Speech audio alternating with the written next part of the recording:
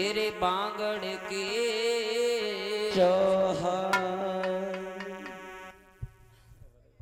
ध्यान देगी।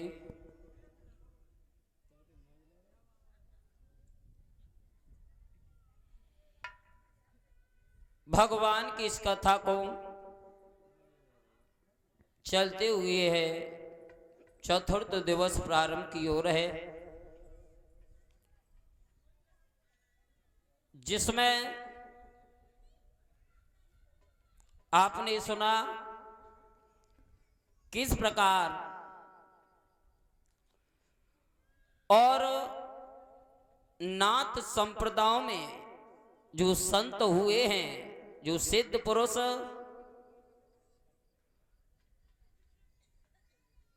महाराज मछेंद्रनाथ, गोरखनाथ, गहनीनाथ, चौरंगीनाथ,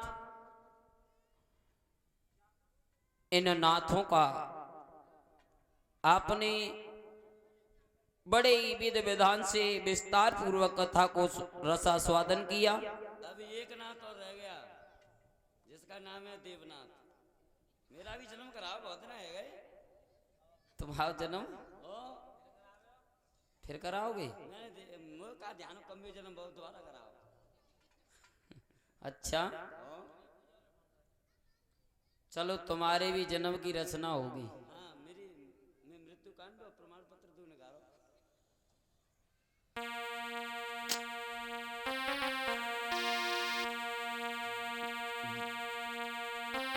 चलो तुम्हारी बात पर एक ध्यान आई, रचना की बात आई। अरे जिसकी रचना इतनी सुंदर, वो कितना सुंदर होगा।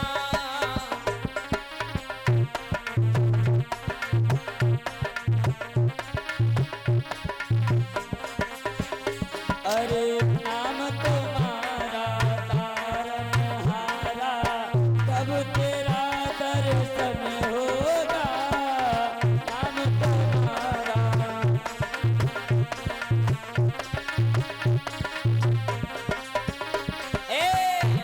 अरे नाम तुम्हारा तारनहारा, कब तेरा दर्शन होगा।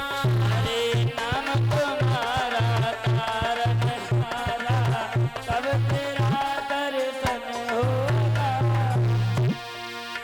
जिसकी रचना इतनी सुंदर, वो कितना सुंदर होगा।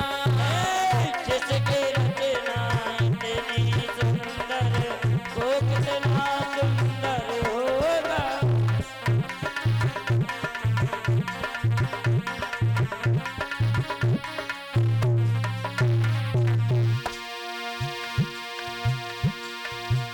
परीक्षित महाराज, किसकी रचना? हमारे देवनाथ की है। अबे रचना करो अपनी। अच्छा, हाँ, रचना की बात हो रही है। प्रभु ने इतनी सुंदर सृष्टि का वर्णन किया है। समय समय पर कितने अच्छे पेड़ पौधे, समय पर मौसम का बदलना, समय पर आदमी, इंसान का चेहरा अलग अलग है। उससे बड़ा वैज्ञानिक कौन हो सकता है? कोई नहीं है? जब वो उसकी कारीगरी इतनी सुंदर है, तो वो कितना सुंदर होगा। कौन? परमपिता परमात्मा। जिसकी रचना इतनी सुंदर, वो कितना सुंदर होगा। जिसकी रचना इतनी सुंदर, वो कितना सुंदर होगा। नाम तुम्हारा तारनहारा, कब तेरा दर्शन होगा। अरे नाम तुम्हारा तारनहारा, कब तेरा दर्शन होगा। चाचा जी, तुम्हारी बातों पर एक और बात ध्यान आई। अच्छा, तुमने कही कि हमारो जन्म कब होएगो? हाँ है? हाँ यही तो कही। हाँ। ऐसे ही सुनो, हरिओम भैया सदियो। एक ब्राह्मण जी रहे, पंडित जी, ध्यान से सुनना सभी श्रोता बंधु। उन्होंने काशी में जाकर के विद्या का अध्ययन किया और बहुत ही प्रकांड विद्वान बने, संस्कृत के ज्ञाता बन गए। वो चर्या बनाएंगे तो पंडित जी और एक रेल में बैठ के आ रहे हैं और राम राम राम राम जपते हुए चले आ रहे हैं। एक स्टेशन पर रेल रुकी, विचार किया भूख भी लगी है, एक फल का उन्होंने दुकान देखी तो कुछ फल आहार करने के लिए फल लेने के लिए गए। तो उन्होंने कहा भैया हमें थोड़े फल दे दो। तो दुकानदार ने कहा बताओ कितने देने हैं? अरे कर दो 100 से 500 ग्राम, इससे हमारा भूख भी शांत हो जाएगी। उधर तो वे फल तोलने लगे हैं और पंडित जी ने हाथ डालो जेब में। तो जैसे हाथ डालो है तो जालंग के हाथ डालो, जालंग निकलो है, क्योंकि किसी जेब कतरे ने उनके पैसे ही निकाल लिए। जब पैसे निकाले, अब पंडित जी सोच रहे अब क्या करें, हमारे पास तो पैसा भी नहीं है और इसी जेब में टिकट रखी गाड़ी की। विचार करने लगे अगर आगे गए और टीटी आया तो पता नहीं हमारे साथ में क्या करे। पंडित जी के दिमाग में विचार आया कि अब हमें यहीं रुकना चाहिए। पंडित जी फिर रेल में नहीं बैठे, स्टेशन से और पद यात्रा करने लगे। पैदल पैदल जा रहे हैं, उनकी नजर में एक गांव नजर में आया, ये सराय टड़वा नजर में आ गया। विचार करने लगे चलते हैं, और अरे हर नंगर में कोई ना कोई ब्राह्मण रहता है, अरे कोई धर्मदाता तो होई वही, कोई ना कोई तो मिलेगा ही। हाँ जो पड़ा के गोलगप्पे खपाए दे। अच्छा, तो पंडित जी गए, पूछताछ करी तो उन्हीं की जाति के एक ब्राह्मण देव के घर पे पहुंचे। जा करके कहने लगे राम राम सीताराम। सीताराम करी, चुपचाप बैठे हुए। पंडित जी ने की जी कैसा आदमी है, हमने राम राम करी, जाने तो कोई प्रणाम भी नहीं किया।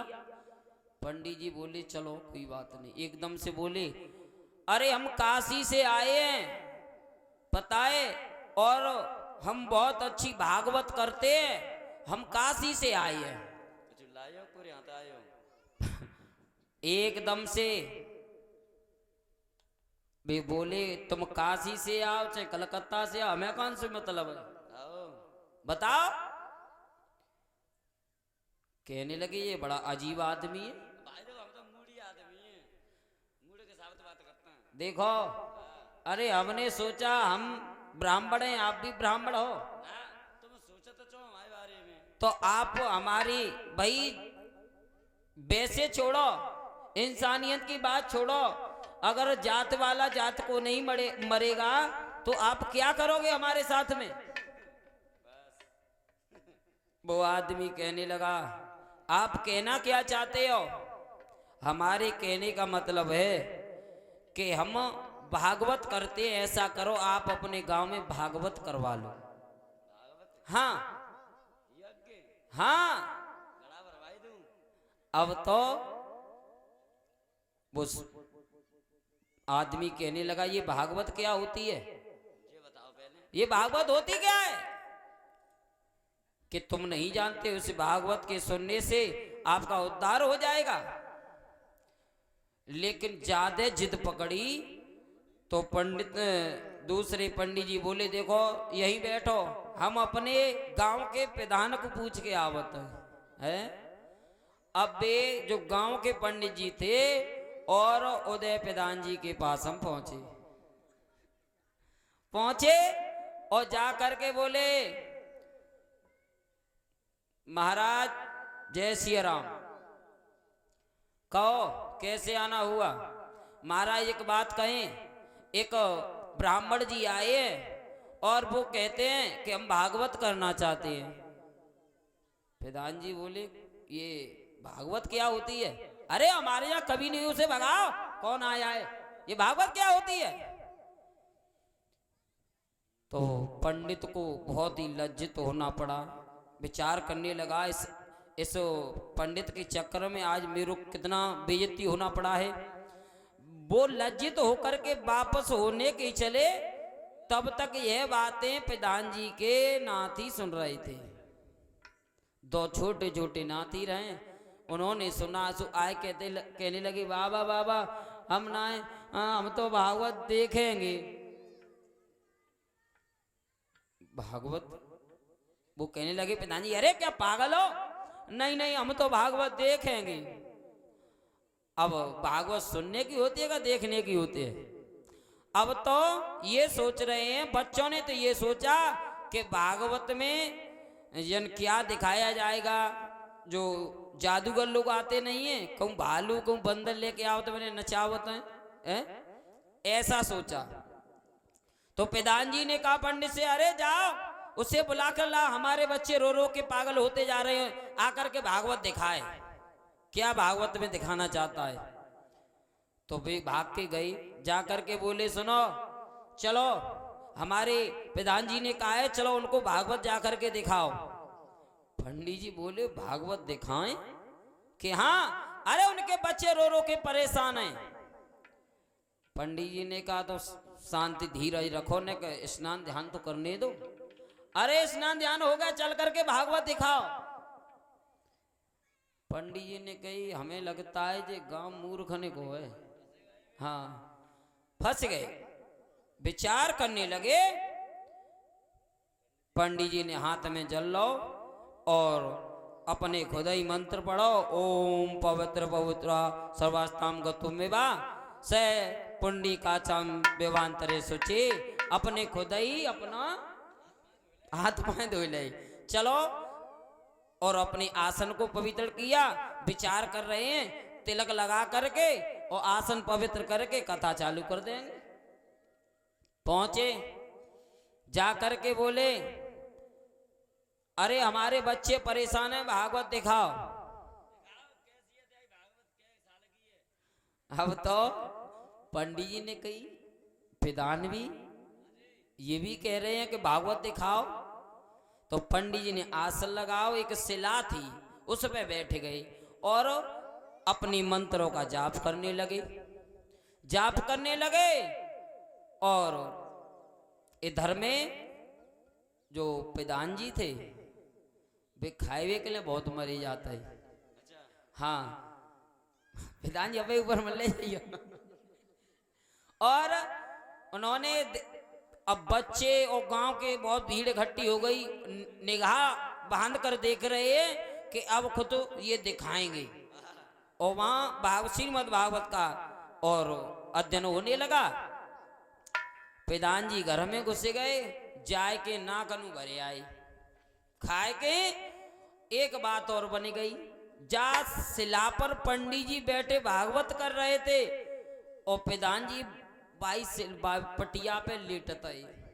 और वे भोजन करने के बाद उन्हें नींद बहुत जल्दी आती। अब क्या हुआ, प्रधान जी आए, पंडित जी शिला पे बैठे, प्रधान जी ने अपनो सर और पंडित जी की जंगा पर रखो और प्रधान जी सोए गए। अब पंडित जी भागवत कह रहे। अब थोड़ी देर तक तो उन्होंने बोझा उनका सहन करते रहे, लेकिन वो पहलवान आदमी, अब पंडित जी की जंगा दर्द के माए परेशान, लेकिन भागवत कर रहे हैं, वो सो रहे हैं। एक बात नई और बनी गई, प्रधान जी की सोने की अवस्था ही दूसरी थी। वो सोते सोते संग में हॉर्न बजाते, खोई खोए खोई कौन मचाए। अब तो पंडित जी और परेशान। पंडित जी ने कही कि जा साबते तो हमारी जंग ही टूट जाए। कहने लगे प्रधान जी, प्रधान जी। और जैसे वो खौं करे पंडित जी परेशान। पंडित जी ने कि ऐसे काम नहीं चलेगा। प्रधान जी से कहा प्रधान जी ना जगे। एकदम से लकलकाया, एकदम से निंद्रा जागी, आंखें खुली। लेकिन भैया वो प्रधान जी जब सोता है उन्हें कोई जगा तो ना है, तो अगर जगाए तो किसी ने तो उन्हें बहुत क्रोध आता था। और जैसे ही पंडित जी ने प्रधान को जगाओ, प्रधान जग के बैठे, आंखें लाल पड़ गई। पंडित जी बोले अरे आप सो रहे हो? अरे भागवत चल रही है। प्रधान जी ने पंडित जी की तरफ देखो और एक दिया तमाचा गाल पे। जैसी तमाचा दो, पंडित जी ने सोची अरे ये कैसी भागवत है, इससे तो अच्छा है हमारा मर जाना ही ठीक है। अरे ये भागवत पोथी पत्रा हटाओ। पंडित जी को गुस्सा आ गई। पंडित जी ने एक प्रधान जी के। अब गांव वाले पता है क्या कह रहे हैं, देखो अब चालू गई है भागवत। चालू रहने दो। अब तो बच्चा तारी प्रधान जी पंडित जी मारे, पंडित जी प्रधान जी में मारे, दाएं दाएं दाएं दाएं मची है, लेकिन कोई किसी को बचा नहीं रहा है। कहने लगे भागवत तार पे चढ़ गई, भागवत आ गई। अब भागवत अब चालू भई है, देखो अब पे रंग पे आई भागवत। अब अपना रंग दिखा रही है। अब सब खड़िए। देखा होगा तब के लोग जमीन में गड्ढा कर देते थे अपने अनाज को दाबने के लिए। जो भी फसल होती थी उसे अनाज को दाबने के लिए गड्ढा कर दिया और फसल कट नहीं पाई तब तक। और वो गड्ढा तैयार था। अब वे लड़त लड़त वो बाँ में दे रहा, वो बाँ में दे रहे हो और जाके वे गड्ढा में गिर गए। और प्रधान जी तो पहले ही खाए के सेट है, तो पंडित जी में फुर्ती, वे तो भूख के मारे लगे पेट में छोकरियां उल्लई सो, वे तो फुर्ती में रहे। और पंडित जी एकदम से चढ़ के प्रधान की छाती पे बैठ गए और दाई दाई दाई दाई। अब क्या कह रहे हैं गांव वाले, देखो पंडित जी के शरीर में भागवत भरी है, भागवत मैया अब भरी हुई है, अब क्या करना चाहिए। अब प्रधान जी की पत्नी आई, पता चला है कि भागवत मैया बिगड़ गई हैं। हाँ, अब प्रधान ने आई, प्रधान ने कहने लगी ए भागवत मैया मेरी गैया ले जाओ, भैंस ले जाओ, लेके तो हमारे महाराज को छोड़ दो। लेकिन पंडित जी ना सुन रहे। पंडित ने सोची हमें लगता है सारा गांव ही मूर्खों का है ये। आज खूब लगी, एकदम से हुंकार भरी। तब तक उनकी बहनें आ गई। बहन जी ने कहा ए भागवत मैया मेरे भैया को छोड़ दो, अरे तुम जो चाहो वो ले जाओ। पंडित जी हुंकार भर के बोले ना गैया चाहिए ना भैंसिया चाहिए, हमें केवल 500 रुपया चाहिए। अब जैसे 500 रुपये को नाम लो, अब भागे घर के। अब कौन देख रहा है कि 500 आए रहे हैं कि हजारों आए रहे हैं। प्रधान जी को घर 500 के बदले 1000 खींच लाए और कहीं ले भागवत मैया, लेकिन हमारी गलती माफ करो। अब 500 रुपया दे। अब पंडित जी ने हुंकार भरी, अब गड्ढा में तो निकले कैसे हम। एकदम से कहा हुंकार से, अरे मूर्खो नशेनी डालो। अब नशेनी डालवे के लिए कोई तैयार ना होए, तो भाग के गए, दूर से ही नशेनी फेंक दी और पेड़ों पे चढ़े गए। और पंडित जी व नशेनी से होकर और जैसी निकले विचार किया वजन से भाग लो। और पंडित जी अपनी पकड़े धोती और जेक गए सीधे। अब गांव वाले ने कही प्रधान जी को निकाला। कहने लगे प्रधान जी भागवत मैया कहाँ है? कि देखो पूजा रही है खेनते वही जा रही है भागवत मैया। लेकिन मालूम है गांव वाले कहा कह रहे प्रधान जी से, प्रधान महाराज तुमने, तुम्हारे बहुत बड़े अहोभाग्य जो आपने, चलो भागवत तो कराई रही।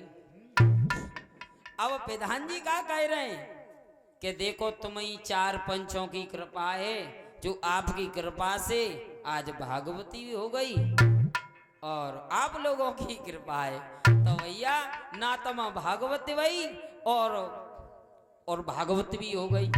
तो ऐसा हिसाब ना करो, क्योंकि भाई कथा में आ रहे हो तो भाई कथा को मन से सुनो।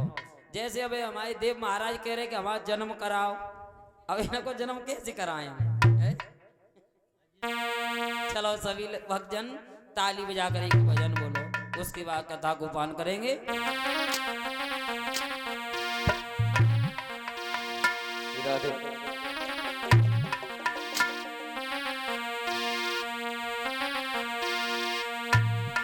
और जो भी माताएं बधाई डालना चाहती हैं वो डालें, उसके बाद कथा प्रारंभ होगी।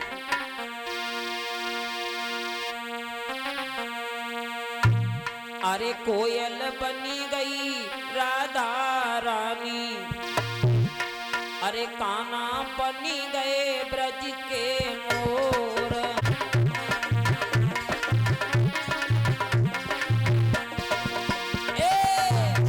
अरे कोयल बनी गई राधा रानी, कान्हा बनी गए ब्रज के मोर, कोयल बनी गई राधा रानी, कान्हा बनी गए ब्रज के मोर।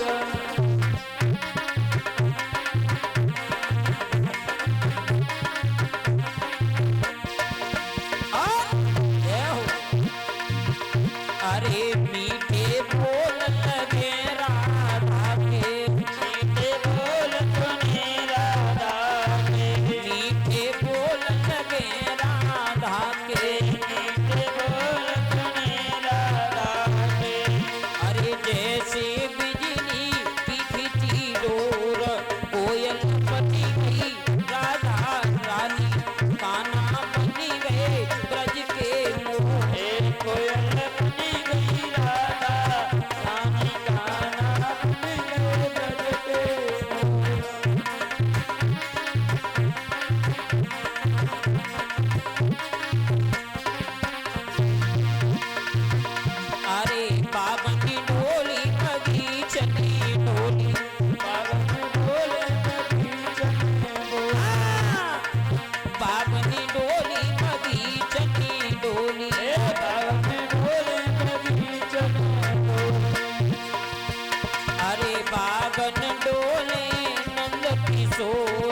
कोयल बनी गई राधा रानी, कान्हा बनी गए ब्रज के मोर, कोयल बनी गई राधा रानी।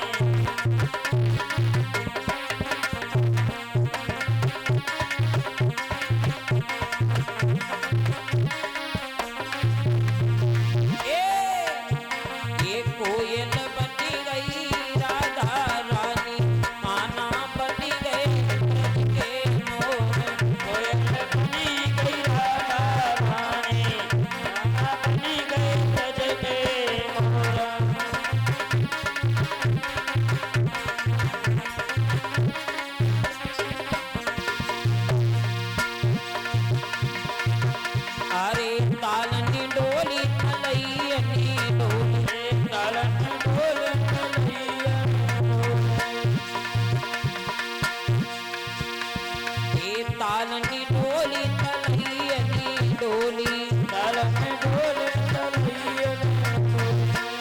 अरे यमुना पे मिल गए माखन चोर, कोयल बनी गई राधा रानी, कान्हा बनी गए ब्रज के मोर, कोयल बनी गई राधा रानी, कान्हा बनी गए ब्रज के मोर, कोयल बनी गई राधा रानी, कान्हा बनी गए ब्रज के मोर, कोयल बनी गई राधा रानी, कान्हा बनी गए ब्रज के मोर।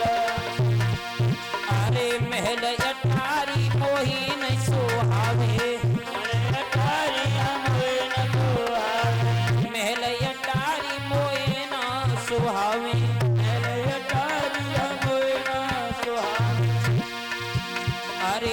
छोड़ चले गए ब्रज के चोर, कोयल बनी गई राधा रानी, कान्हा बनी गए ब्रज के मोर। कोयल बन गई राधा रानी, कान्हा बन गए ब्रज के मोर।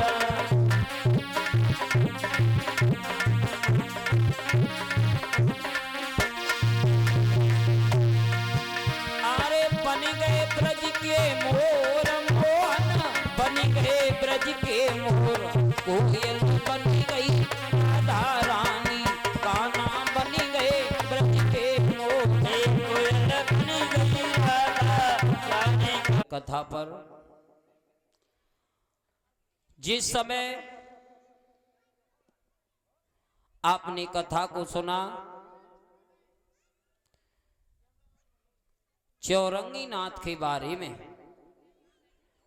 किस प्रकार चौरंगी नाथ और इस नाथ संप्रदाय में शामिल हुए।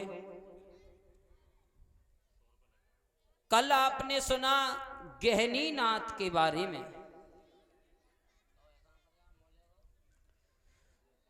जिस समय सिद्ध बाबा गुरु गोरखनाथ और अपनी सावरो विद्या का जाप करते करते जो गहनी नाथ प्रकट हुए हैं, तो आज उस नगर के मधुनामा एक सेठ थे, जिनकी पत्नी का नाम था गंगा देवी। उन पर कोई संतान नहीं थी। मछेंद्रनाथ गोरखनाथ उस बालक को लेकर के अपने साथ में चले। तो आज गोरखनाथ और मछेंद्रनाथ को नगर के नगर निवासियों ने रोका। कहने लगे, महाराज अगर आप जा रहे हैं तो इस बालक को छोड़ते जाओ। मछेंद्रनाथ ने कहा, ये कोई साधारण बालक नहीं है, अरे ये गहनी नाम थे, ये विख्यात होगा, और इसका लालन पालन कौन करेगा। नगर निवासियों ने कहा, महाराज हमारे जो सेठ हैं मधुनामा, उनके कोई संतान नहीं है, और वो बहुत ही सज्जन पुरुष हैं, वो संतान की खातिर बहुत ही दुखी रहते हैं, वो इस बेटे का लालन पालन करेंगे। मधुनामा और गंगा देवी दोनों आई हैं। जब दोनों व्यक्ति आए, संतों से विनय याचना की है, तो आज मछेंद्रनाथ ने कहा, अरे इस पुत्र को लो, इसका लालन पालन करो, और हम 12 वर्ष बाद फिर आएंगे और इस पुत्र को हम अपने साथ ले जाएंगे। आज भक्तों इतना कहे और गोरखनाथ गुरु मछेंद्रनाथ आगे के लिए चलिए। आगे के लिए चलते जा रहे हैं। गोरखनाथ ने अपने गुरु मछेंद्र से कहा, गुरुदेव एक बात बताओ कि ये मिट्टी का गाड़ी बान कैसे बन गया, हमें पता ही नहीं चला।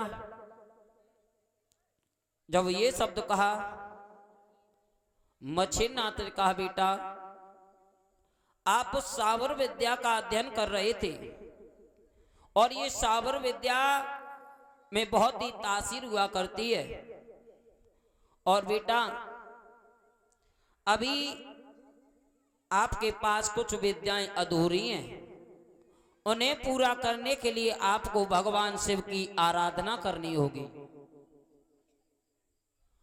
भगवान भोलेनाथ की तपस्या करनी होगी, तभी आपको ये चलिए। और गोरखनाथ जी भोलेनाथ की तपस्या करने के लिए बद्रीनाथ की तरफ चले और बद्रीनाथ की तरफ जा रहे हैं। वहां घनघोर जंगल है। अपने गुरु से आशीर्वाद पाकर और गोरखनाथ एक तपोवन में पहुंचे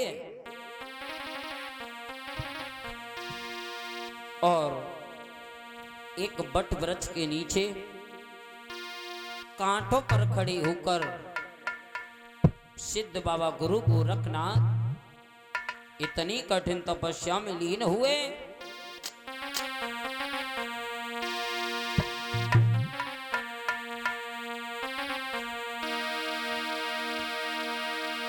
आरे बट वृक्ष के नीचे रे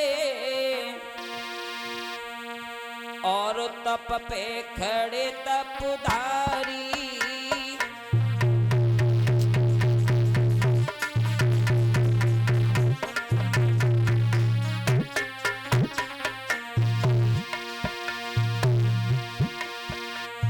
कांटों पर गोरखनाथ एक पैर से खड़े हैं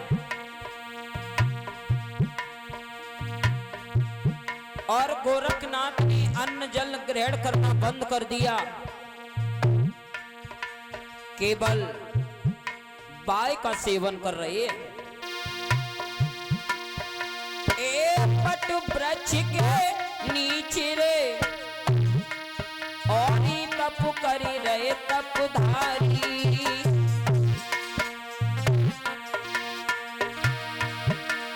अरे शिव की रटना लागी रे, ये शिव की रटना लागी रे, कर रहे हैं बलधारी।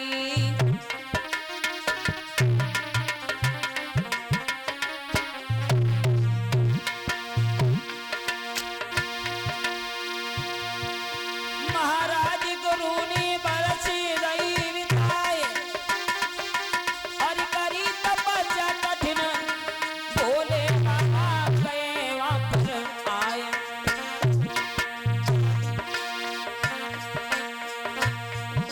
भैया करी तपस्या कठिन, भोले बाबा आए। भैया करी तपस्या कठिन के भोले बाबा आए।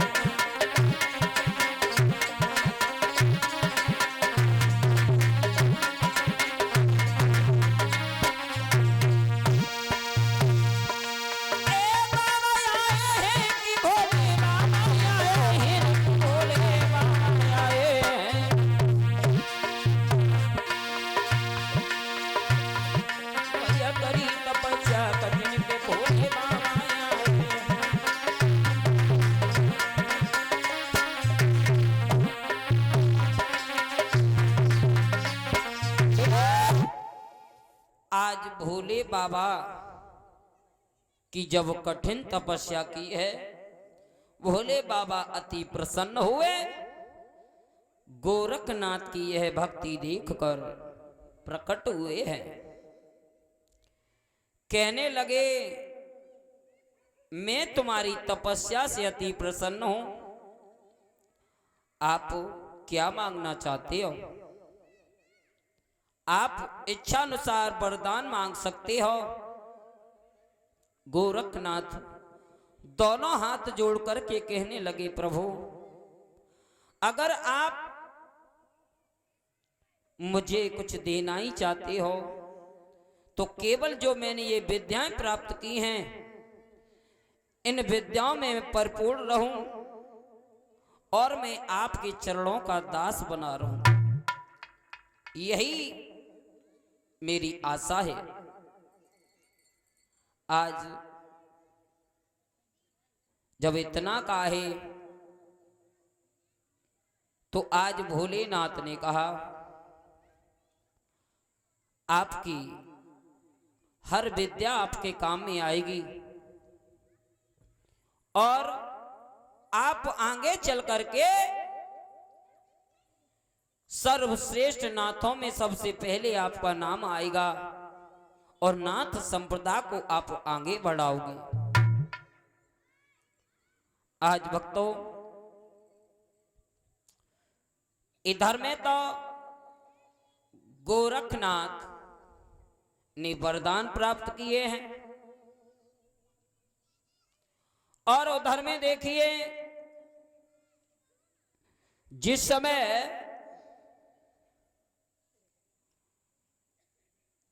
ब्रह्मा जी ने जो सृष्टि रचाई थी, जिसमें सरस्वती को देखकर के उनका वीर छिड़ हुआ था, वही वीर मछली ने निकला, जिससे मच्छरनाथ का जन्म हुआ। मच्छरनाथ की कृपा से गोबर के गड्ढे से गोरखनाथ का जन्म हुआ और वही वीर अग्नि में जाकर के गिरा था, जिससे जालिंदर नाथ योगी का जन्म हुआ था। बोलिए जालिंदर नाथ महाराज की। और भैया जालिंदर नाथ भी बहुत ही बड़े सिद्ध पुरुष हुए, संत हुए और वही वीर एक हाथी के कान में जाकर के गिरा है। एक दिन की बात, भोले बाबा और जालिंदर नाथ जी बैठे हुए विचार कर रहे हैं कि हमें नाथ संप्रदाय को कैसे आगे बढ़ाना है। सोच रहे हैं कि कई नाथों का जन्म हो चुका है, जो ब्रह्मा जी के जो वीर छिड़ हुआ था, जो हाथी के कानों में जो बालक बैठा हुआ है, अभी तक वो उसका जन्म नहीं हुआ। तो भोले बाबा और जालिंदर नाथ जी चले हैं जंगल में, उस हाथी को खोज रहे हैं कि वो हाथी कहाँ है, जिससे एक और नाथ का जन्म हो।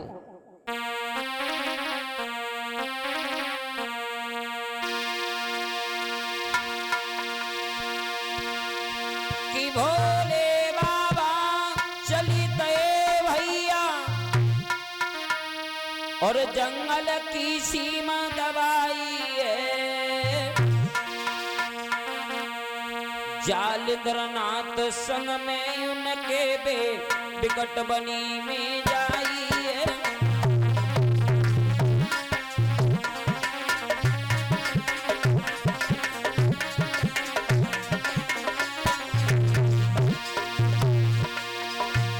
चले जा रहे हैं दोनों संत, सोच रहे हैं कहाँ होगा कहाँ नहीं होगा। भोले बाबा देखो भैया जंगल की बाई है, जालिंदर नाथ योगी जी भी उनके साथ में आई है।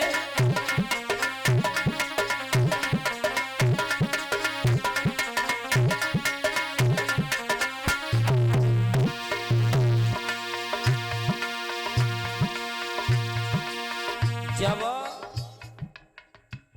दोनों संत घूम रहे हैं, कैसे भी बस नहीं चला, तो भोले बाबा ने अपनी माया से देखा।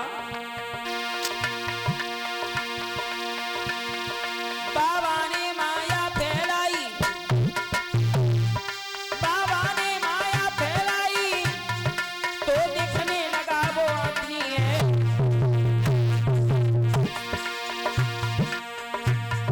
जाके कान में बालक बैठा वो अपनी पास में आई है।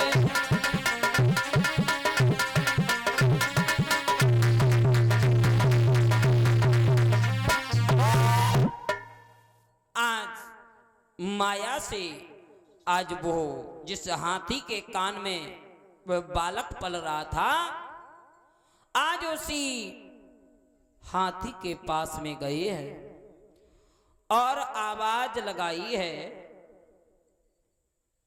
कि बेटा अगर आपका जन्म हो चुका तो आ जाओ। अंदर से आवाज आई कि प्रभु मेरा जन्म तो हो चुका है, लेकिन मैं आने में असमर्थ हूं। मैं चारों तरफ से ढका हुआ हूं। तो आज उसी समय भोले बाबा ने उस हाथी के कान से कान को चीरा है और उसमें से उस बालक को निकाला। और जब बालक को निकाला है, बहुत ही सुंदर बेटा है। हाथी के कान से पैदा हुआ तो उसका नाम रखा है कनीफा नाथ। बोलिए कनीफा नाथ महाराज की। आज कनीफा नाथ महाराज का भी जन्म हुआ, जो भोले बाबा ने उन्हें शिक्षा दी और कहा आप जालेंद्र नाथ के शिष्य कहलाओगे। और जालेंद्र नाथ के शिष्य हुए कनीफा नाथ और मच्छेंद्र नाथ के शिष्य हुए गोरखनाथ। इधर में भाइयों जालेंद्र नाथ जी ने अपने शिष्य को अपनी विद्याओं का अध्ययन कराना प्रारंभ किया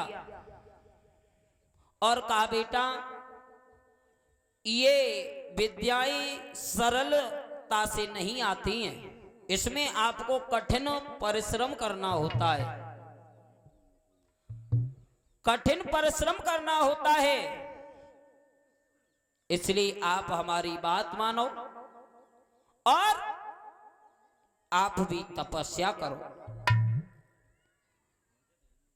कनीफा नाथ से कहा है तो कनीफा नाथ अपने गुरु की आज्ञा लेकर तपस्या में लीन भये। इधर में जालेंद्र नाथ योगी आगे के लिए बढ़े हैं तो धीरे धीरे कहां चले। और एक बात और बताएं, हमारे जालेंद्र नाथ में एक विशेषता थी। उनके सर से एक हाथ ऊंची, सर से अलग घास की पटोरिया चलती थी, माया रूपी पटोरिया घास की। ये उनमें इतनी सामर्थ्य थी, कोई भी गाय या कोई भी पशु मिल जाता है, उसे वो पटोरिया नीचे उतारी, घास डाली और फिर चल दे। सर से एक हाथ ऊंची, जहां जहां गुरु जाते हैं जालेंद्र नाथ जी, उधर ही वो पटोरिया चलती है। यह उनकी विशेषता थी। तो वो जालेंद्र नाथ जी धीरे धीरे कहां पहुंचे?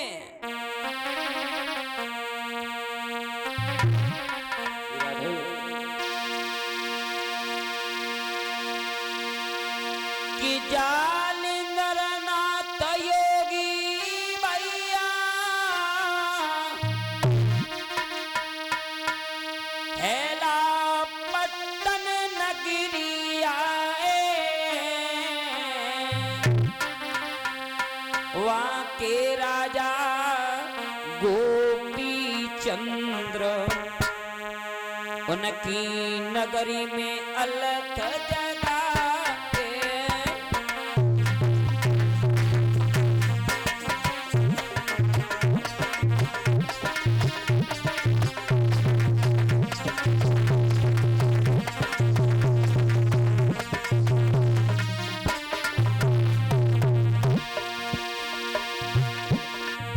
महाराज जालेंद्र नाथ जी कहां गए?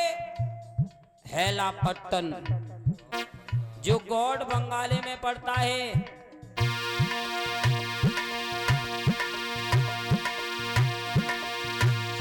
जालेंद्र नाथ योगी भैया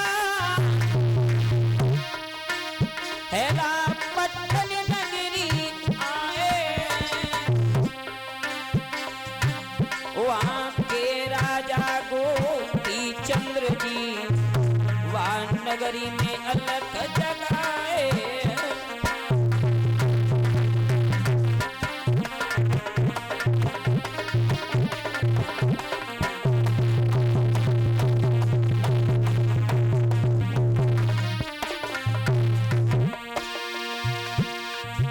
पट्टन में जालिंदर नाथ जी अपना अलख जगा रही है। वहां के नर नारी जालिंदर नाथ जी को देखते हैं और जो हाथ सर से एक हाथ ऊंची पुटलिया को देखते हैं, देखते ही रह जाते हैं। सोच रही है कैसा बाबा है, सर पे पुटली नहीं है और हाँ सर से एक हाथ ऊंची है और जिधर जाता उधर ही पुटलिया चल रही है। बारे संतो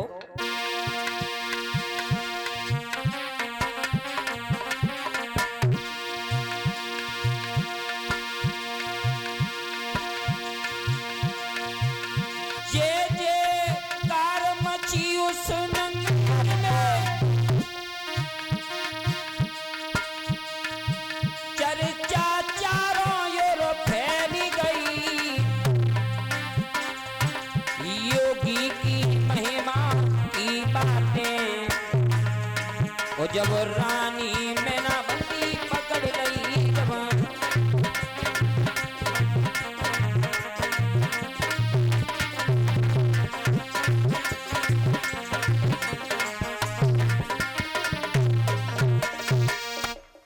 अब तो चारों तरफ नगर में जय जयकार होने लगी है। उस जालिंदर नाथ योगी की हाहाकार मच गई। करे एक संत आए हैं और उनके सर पे एक हाथ ऊंची पुटलिया ऐसे ही चलती रहती है। इतने करामाती बाबा हैं, बहुत ही कारीगरी है। अब तो धीरे धीरे बात फैलते फैलते गोपी चंद्र की मैया थी मैनावंती, उनके कानों में पड़ी है कि एक संत आए हमारे नगर में और बहुत ही सिद्ध पुरुष हैं। जब वो अगर कोई करामाती नहीं होगी तो ये नर नारी इतनी बड़ाई कर रही है, ऐसे कैसे कर सकते हैं। और जालिंदर नाथ योगी ने नगर से बाहर अपनी आसन लगा लिया। हाँ गुलाब लगाए ले आसन। आज भक्तों अब तो जो मैनावंती मैया थी विचार करने लगी ऐसे संतों की तो दर्शन हमें करनी चाहिए। लेकिन भैयाओ एक बात बताएं, जो गोपी चंद्र की मैया थी, गोपी चंद्र के जो पिता थे उनका देहांत हो चुका था। हाँ वो विधवा हो चुकी थी। विचार करने लगी अगर हम दिन में योगी से अगर मिलने के लिए जाते हैं तो ये समाज क्या सोचेगी, तरह तरह की बातें करेगी। राघव हाँ पहले के जमाने में विधवा माता बहनें घर से बाहर नहीं निकलती थी और आजकल की बात तो ऐसी है, विधवा है वे के बाद 13 दिन नहीं कट पाएंगे, 14वें दिन चौराहे पर पड़ा के खाते में ले। हाँ सही कह रहे हो तुम। हाँ। बात सही है आपकी। लेकिन अब मैनावंती के दिमाग में विचार आया मुझे क्या करना चाहिए और संत से भी हमें भेंट करनी है। ऐसे महापुरुष बार बार नगरी में नहीं आया करते हैं। सोच रही है मैया क्या की सोचने लगी मैया मन में।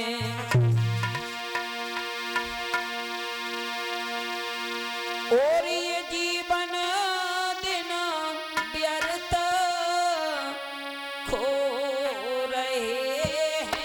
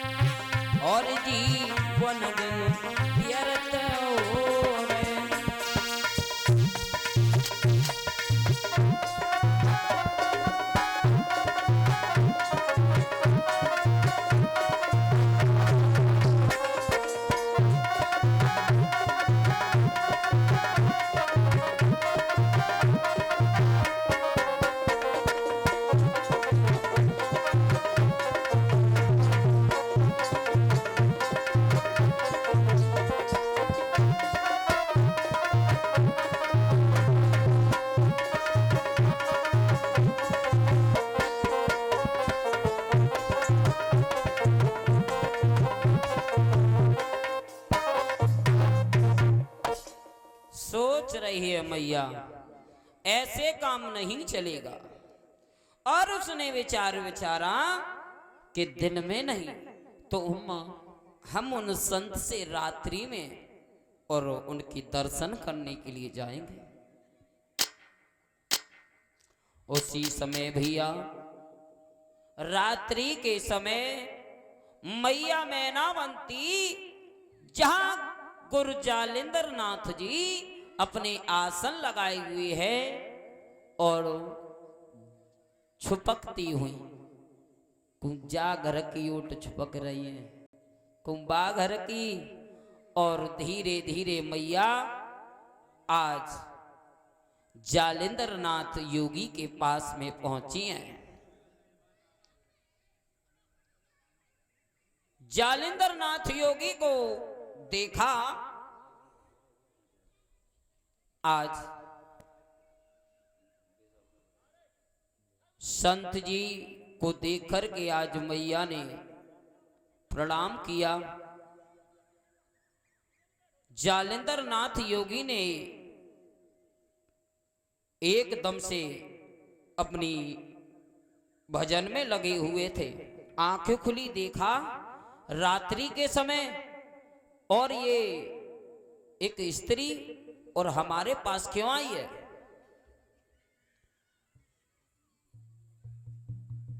एकदम से जालिंदर नाथ ने कहा, हे देवी आप कौन हो और इस समय आपका कैसे आना हुआ। महाराज कहिए। मैं सैला पाटन की रानी हूँ। रानी हो? हाँ, मेरा नाम मैनावंती है। अच्छा महाराज बोलो। हम आपसे दीक्षा लेने के लिए आए हैं। दीक्षा? हाँ। एक बात बताओ, ये दीक्षा लेने आई हो आप, बात ठीक है, लेकिन ये समय आपने देखा, ये समय कौन सा है? महाराज हाँ मुझे सब ज्ञात है ये कौन सा समय है, परंतु मेरी भी कुछ मजबूरी है। आपकी मजबूरी? हाँ। क्या मजबूरी है मैया, हमें भी बताओ। महाराज हाँ। मेरी ये मजबूरी है कि संसार से मेरा स्वाग चला गया है और मैं विधवा हूँ। इस होने के कारण मैं दिन में नहीं निकल सकती और मुझे आपसे ज्ञान चाहिए, मुझे दीक्षा चाहिए। मैं आपको गुरु बनाना चाहती हूँ, इसलिए मैं रात्रि के समय आई हूँ।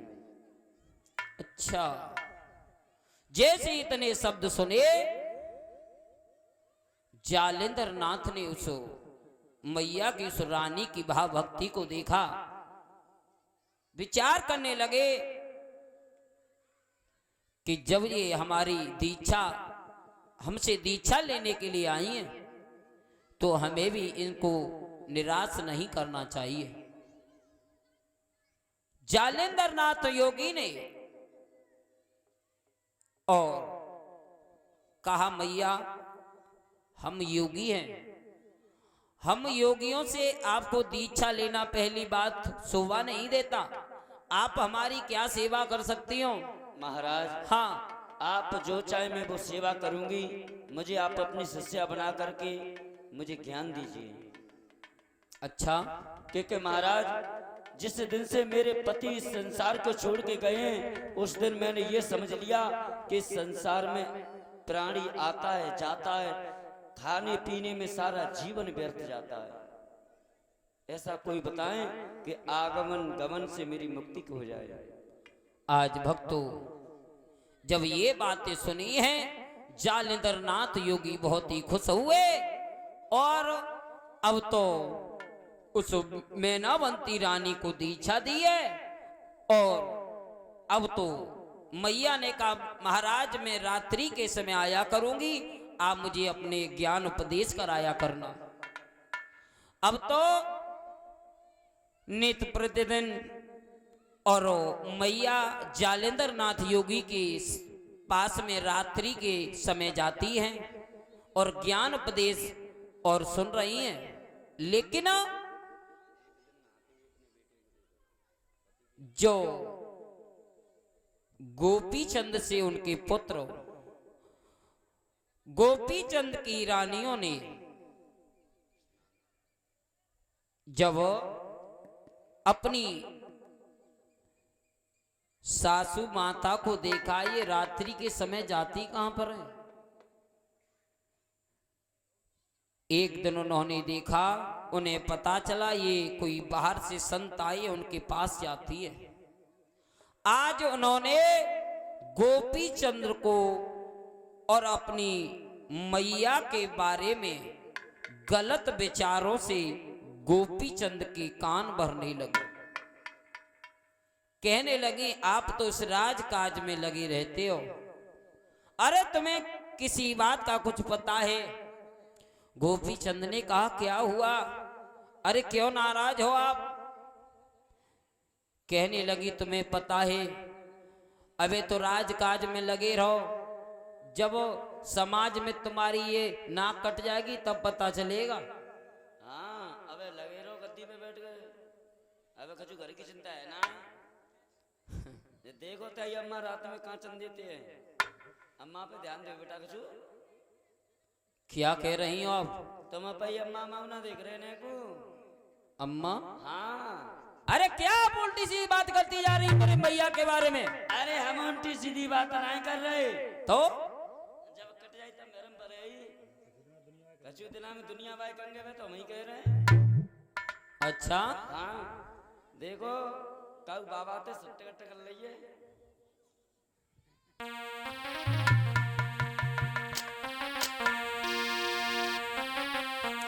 आज गोपी चंद की रानियों ने गोपी चंद को और उनकी मैया के बारे में कहने लगे हैं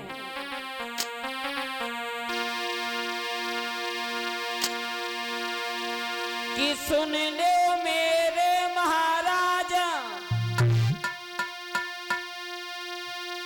कहा करी करतार की अरज सुनाई, प्यारी मैया ने राजा रे बदरा तो दीने भारे।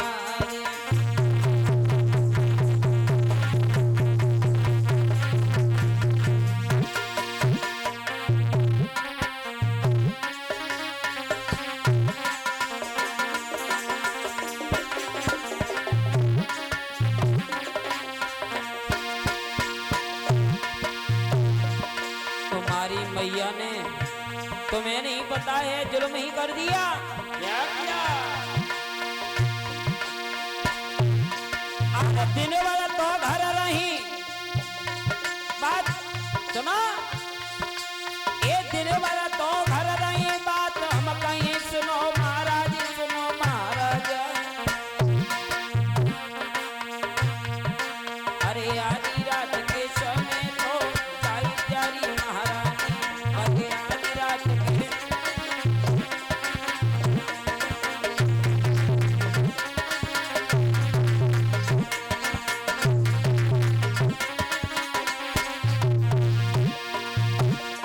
तुम्हारी मैया कोई संत आया है। अच्छा, उसके साथ में सारी सारी रात गुलछर्रे उड़ा रही हैं। ऐसा नहीं हो सकता, आप मेरी माँ के बारे में झूठ बोल रही हो।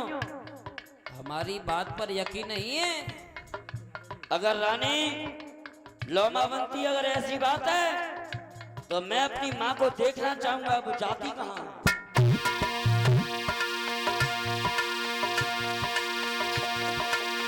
आज भैया और मैनावंती का तो रोज का काम था अपने गुरु के पास उपदेश सुनना। अरे का भाग रहे मोड़ा, इधर में तो गोपी चंद्र देख रहे हैं, आधी रात का समय है, रानी चली है गुरु जालिंद्र नाथ के पास। गोपी चंद्र पीछे पीछे चले जा रहे हैं, मैया आगे आगे। और जैसे इस संत के पास में आई हैं, गोपी चंद ने देखा है दूर से, गोपी चंद को क्रोध आ गया भैया।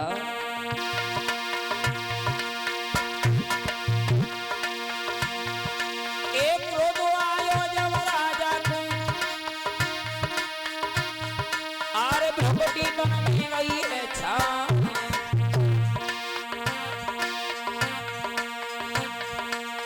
क्रोध में राजन विचार करो है, अब नहीं बचिए बाबा।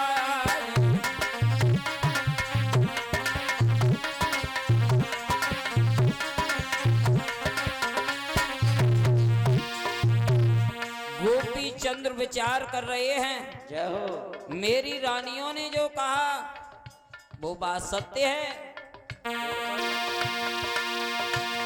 जाके तन में गुस्सा चाहिए, जाके तन में गुस्सा चाहिए, राजा ने क्रोध बमाई है रे जके।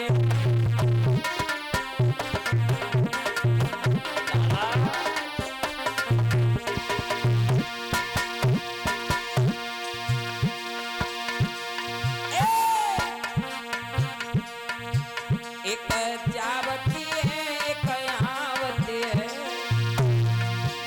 तन में नहीं गुस्सा चाहती है।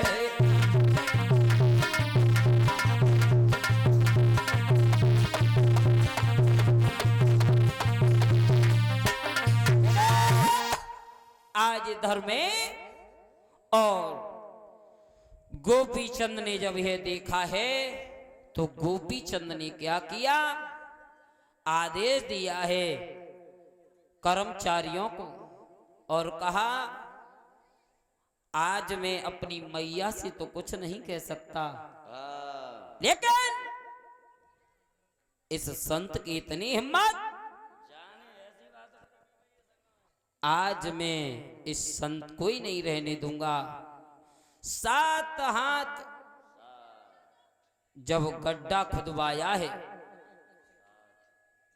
जब 60 हाथ का गड्ढा खुदवाया और उसी गड्ढे में जो समाधि लगाए हुए जालेंद्र नाथ को उठा के फेंकवा दिया।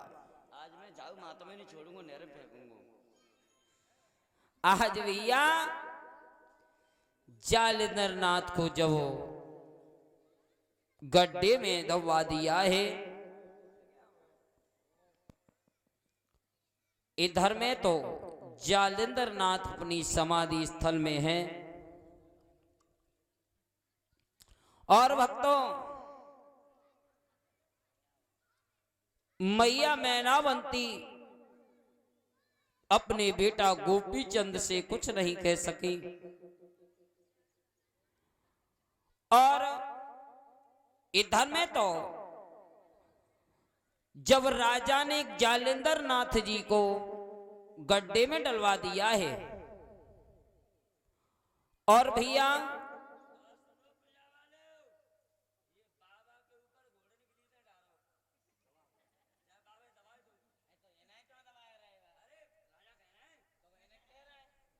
राजा ने आदेश और कर दिया सारे प्रजा निवासियों को, जो भी घोड़ा की, गधाओं की, गिलेरिया की का अरे कच्ची तो कत्ती हुई, जितना भी लीद गोबर हो जा गड्ढे में डालो।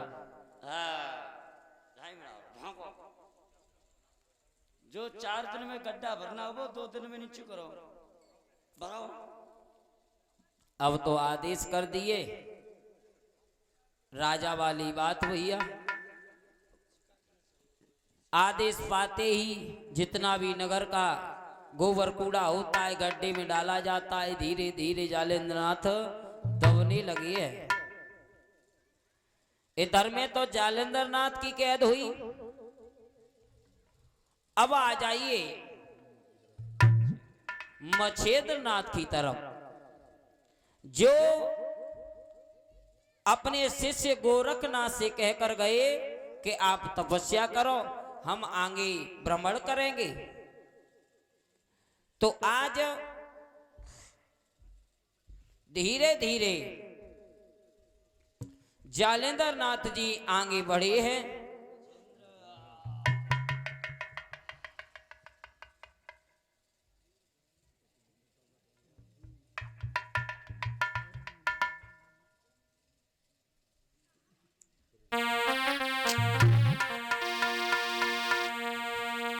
सभी भक्तजन ताली बजा कर के वो भजन बोलेंगे। भजन भजन बोलो, हाँ ताली बजा के बोलो, मन से बोलो, मन से बोलेंगे।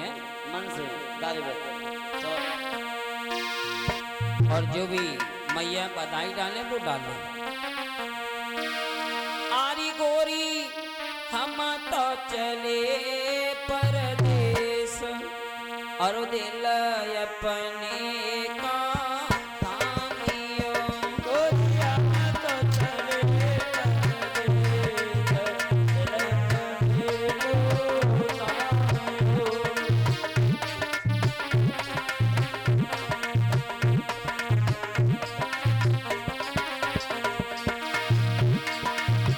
ए गोरी हम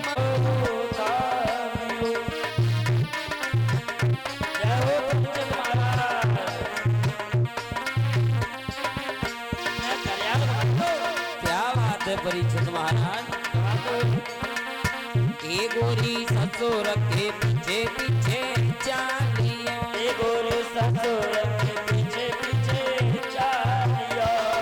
सभी माता बहनाएं ताली बजा कर के भजन बोलेगी और जो भी बधाई डाले वो डाले।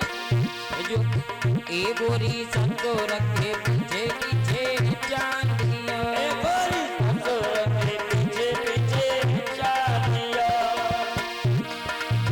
ए गोरी ससुर है पिता समान दिल अपने का दान।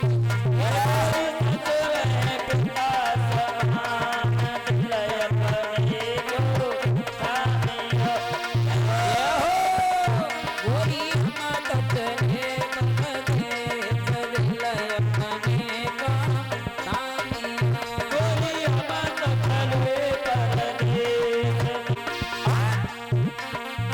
ए गोरी जेठ के पीछे पीछे चालियो।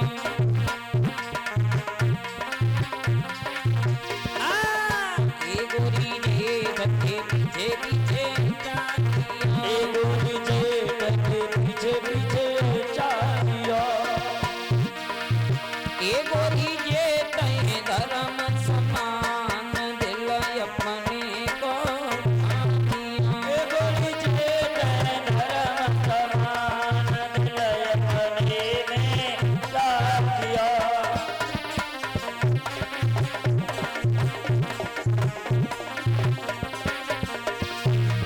ए गोरी हम तो चले परदेस दिल अपने का थामियो।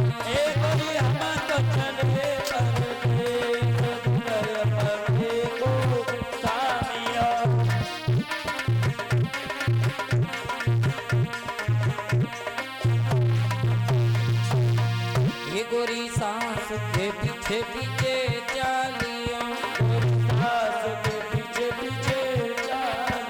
तालियां तालियां सभी लोग बजाते हुए। ये गोरी सास के पीछे पीछे चालियो। मत समान दिल अपने को थामियो। ए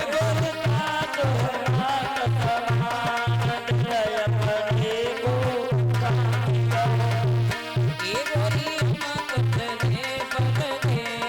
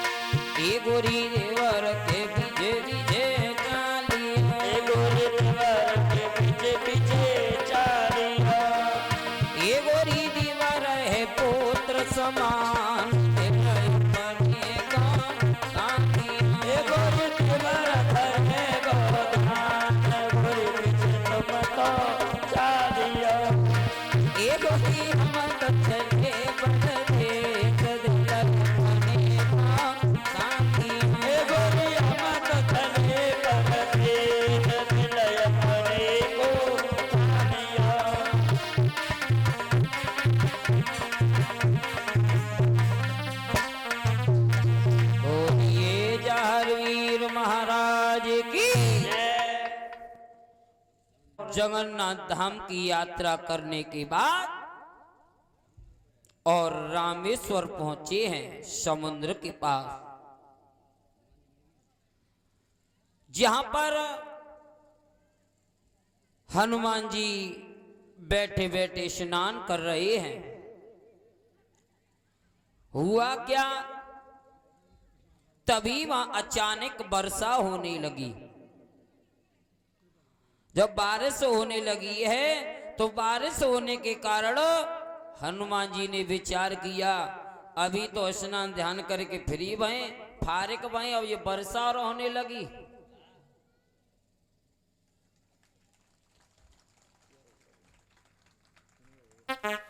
और ये हमारे जो अभी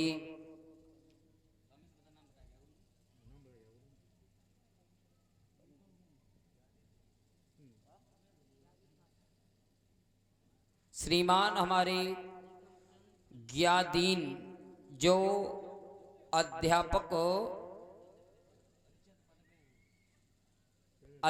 भी रह चुके हैं और परीक्षित पद ग्रहण किए हुए हैं, जो हमें फूलों का हार पहना करके सम्मान कर रहे हैं और 21 मुद्राओं से भी हमारा सम्मान कर रहे हैं। कामना करेंगे हे गोगावीर, इनकी हमेशा मनोकामनाएं पूर्ण होती रहें, भगवान से यही कामना करेंगे। इसी प्रकार ये पद ग्रहण करते रहें।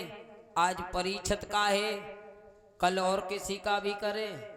मैं तो हमेशा आशीर्वाद दे रहा हूँ, इनकी उम्र है 115 साल की, बिल्कुल दांत तो घर के सड़क पे मिले फिर ना मरे, लंबे जिए।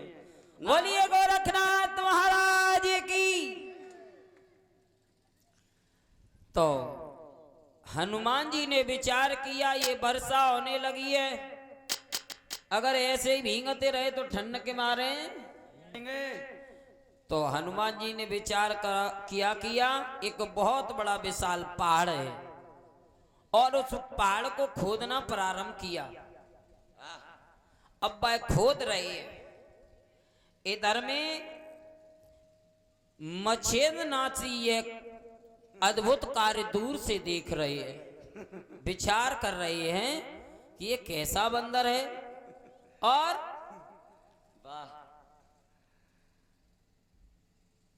उनके कार्य को देख कर के मच्छेंद्रनाथ जी हंसने लगे।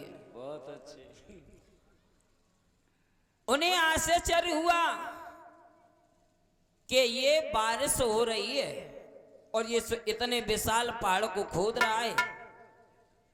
जाकर के मच्छेंद्रनाथ ने कहा, अरे इतने जोर से पहाड़ को खोद रहे हो, जगह बनाने की कोशिश कर रहे हो, और ये बताओ ये आपका ये घर कब तक बन के तैयार होगा? बाबा हाँ नंते हट जा, दूर बच जा, बैसो ठंड के माह में पड़ रही कभी जा रही हैं, ज्ञान मत पे हट बीजे मुकल्लन का काम। हमें लगता है, जब तुम एक बात बताओ, हाँ अगर तुम्हें जब पहाड़ में घर ही बनाना हो तो पहले तो कहाँ रहे आप? बाबा हाँ देख ठलुआ पंथी को ज्ञान तो वो पसंद ना है। अच्छा, मुझे ठंड के माह में बुखार चढ़ो जा रहा है तू भाई आनंद में। तो ये बताओ, ये बारिश होना जब प्रारंभ हुई है तब आपने इस पहाड़ को खोदना प्रारंभ किया है, ऐसे कब तक खोदते रहोगे? हनुमान जी ने कहा कि आप पूछने वाले हैं कौन, आप कौन हो? हम हाँ मच्छेंद्रनाथ हैं। क्या? हाँ मच्छेंद्रनाथ। मच्छेंद्रनाथ, परंतु हनुमान जी आप इतने ज्ञानी होकर के भी मूर्खताई का काम क्यों कर रहे हैं? तुम बहुत बड़े चतुर हो, हमें पता है तुम बहुत चतुर कब से पैदा हो गए जो आज हमें ज्ञान देने आए हो। अरे आप बुरा ना माने, का वर्षा जब कृषि सुखाने आग लगी चले कुआ खुदाने। अरे हनुमान जी जब खेती सूख गई फिर बारिश हुई तो किस काम की, और जब काम में आग लग गई तब उसमें बुझाने के लिए जल लाए, किस मतलब का? मछेंद्रनाथ के ये वचन सुने हनुमान जी ने कहा, आप कौन हो? मछेंद्रनाथ ने कहा, मुझसे मछेंद्रनाथ कहते हो, मैं यति हूं। महाराज हाँ। हम तो आपके पास वैसे ही आए थे। अच्छा, हाँ, हम आपसे एक निवेदन करें। बताओ। अगर आप हमारी विनती स्वीकार करो तो। अरे क्यों नहीं, आप बताओ ना। मैं चाहता हूं मछेंद्रनाथ जी हाँ। कि आप यहाँ से सीधे त्रिया राज्य के लिए चले जाओ। त्रियराज के लिए मैं क्यों जाऊं? क्योंकि नवनाथों में अभी एक नाथ का जन्म और होना बाकी है। अच्छा, हाँ, ये बताओ, आप हमें त्रियराज में भेज रहे हो, खुद क्यों नहीं जाते हो? अरे हम ठहरे बाल ब्रह्मचारी। अच्छा, हाँ, तो आपने हमें क्या समझ रखा है? अरे नहीं, ऐसे तुम जो बात समझ रहे हो सो बात थोड़ू है। तुम चले जाओ, बढ़िया लड्डू मिलेंगे, पूरी मिलेंगी, घूमे आओ माँ। हम नहीं जाएंगे। चले जाओ। समाज में हमारा भी तो नाम में धब्बा लगेगा। नहीं। हम भी योगी हैं। अरे हम जानते हैं प्रभु। अरे आपको तो नाम बड़ा महान है, आप विनती स्वीकार कर लो, चले जाओ। आज हनुमान जी महाराज ने कहा, प्रभु आपके ही हाथों से जो एक नाथ है जिनका नाम है मौनी नाथ, उनका जन्म होता आया है। आप त्रियराज में जाओ और जो रानी मैनाकिनी है, जो आपके आशा में, आपके इंतजार में, आपकी राह निहार रही है, और ऐसी कोई बात नहीं है, आपका समाज में हमेशा नाम उच्च श्रेणी पर होगा, आप जाओ। इतने शब्द कहे तो आज मछेंद्रनाथ जी चले हैं त्रियराज की तरफ। त्रियराज की तरफ गए हैं, जहां पर मैनाकिनी